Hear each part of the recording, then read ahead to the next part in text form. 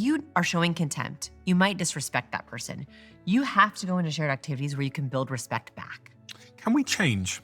I guess this is a question that a lot of people, well, like it's quite foundational to learning from you and listening to you, is this like deep belief that we can change who we are, because so many of us think that we're kind of stuck in our personalities and that they are rigid and that they come from our trauma, our childhood, our genetics. But as it relates to like my personality, I guess what is a personality, and can I change my personality? Should I change my personality? You can kind of change your personality. That's probably not the answer that you want, but they've actually researched this. And when you look at personality, it's composed of 5 main traits known as OCEAN: openness, conscientiousness, extroversion, agreeableness, and neuroticism.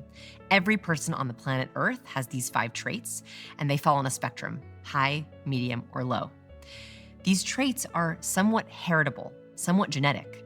So there is a portion of our genetics we cannot change. For example, personality traits are somewhere between 42 to 57% heritable, meaning some of it is just literally our genes expressing themselves.